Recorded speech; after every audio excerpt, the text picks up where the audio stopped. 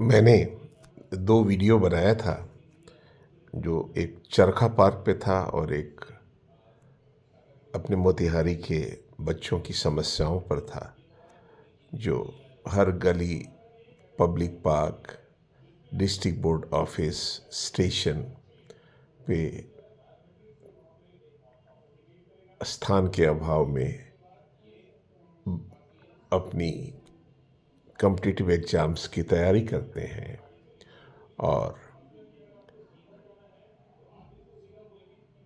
कोई उनके पास आधारभूत आवश्यक सुविधाएं नहीं रहती है। मैंने अपने आदरणीय सांसद राधा मोहन बाबू से पर्सनली मिलकर आग्रह भी किया था कि एक वाईफाई जोन की स्थापना की जाए, जहां ये बच्चे पढ़ सकें और उनको वहां कुछ मूलभूत सुविधाएं भी प्रदान की जाए। एमएस कॉलेज के ग्राउंड में स्टेडियम का भी एक प्रश्न उठाया था, जो अपने आदरणीय सांसद के माध्यम से उस फलीभूत हो रहा है। हर जगह चंपारण में विकास की कई गतिविधियां हो रही हैं। मोतिहारी में कितने ओवर ब्रिज, आए दिन देश के गणमान्य नागरिक, उपराष्ट्रपति, मंत्रीगण यहाँ आते रहते हैं और वह एक पिपरा अंतर्राष्ट्रीय कृषि केंद्र में कई योजनाओं का शुभारंभ करते हैं और किसानों के लिए कई कल्याणकारी और क्रांतिकारी कदम भी उठाया जाता है। मोतिहारी सेंट्रल यूनिवर्सिटी चीनी मिल की मांग जो वो भी पूरी होने जा रही है। ये सब क्यों हुआ? इसलिए हुआ कि हमारे पास एक सक्षम नेतृत्व है, जो मोतिहारी को विकसित देखना चाहता है, चंपारण को विकसित देखना चाहता है। उसमें हमारे बेतिया के सांसद, युवा सांसद श्री संजय जायसवाल जी, अपने आदरणीय राधा मोहन बाबू, स्थानीय विधायक प्रमोद जी, श्रीलाल बाबू जी, इन लोगों का काफ़ी योगदान है। लेकिन हमें अपने भूतकाल में देखना पड़ेगा। चंपारण ने देश को आज़ादी दिया। चंपारण कृषि उद्योग का बहुत बड़ा केंद्र था। सबसे पहले चीनी मिल यहीं लगी थी और जो विकसित महाराष्ट्र को विकसित बनाने में जो शुगर का योगदान है, वो चंपारण में भी हो सकता था।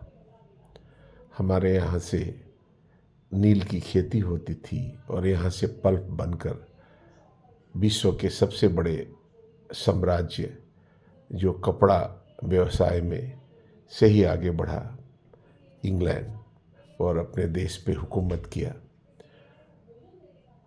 उसकी ज़रूरतों को पूरा करता था। आज भी चंपारण के कई गांवों में नीलहा कोठी के अवशेष हैं और 3 कठिया सिस्टम था, जिसमें 3 कट्ठा जमीन, कुछ 1 बीघा पे 3 कट्ठा जमीन को खेती करना पड़ता था, नील उगाना पड़ता था।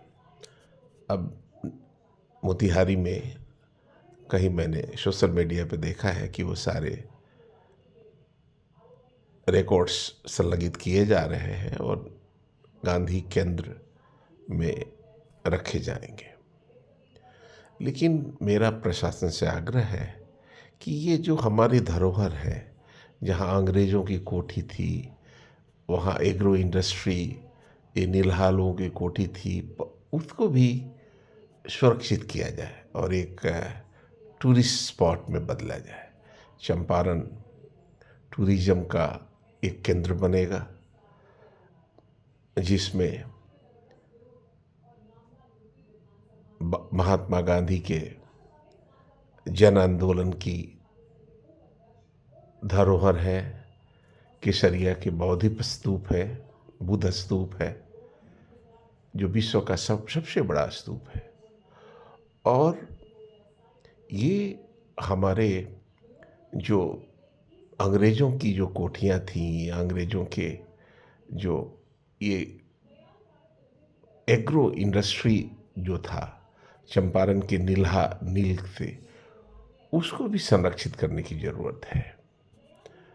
और आज हर जगह agro industry, agrotech, agro startup की चर्चा हो रही है जो नेक्स्ट जनरेशन रिफॉर्म है। और चंपारण इस सब रिफॉर्म को फलीभूत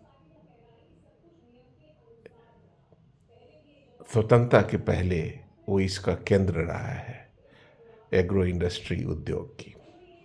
तो मेरा प्रशासन से आग्रह है अपने कि टूरिज्म जो बुद्धिस्ट सर्किट और गांधी सर्किट जो बन रहा है उसमें इस अंग्रेज़ों के धरोहर की जो ये कोठियाँ हैं उसको भी शामिल किया जाए।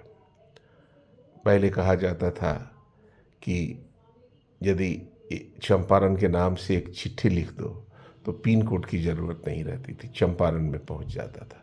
चंपारण इतना फेमस था। तो आज भी उसको उसी तरह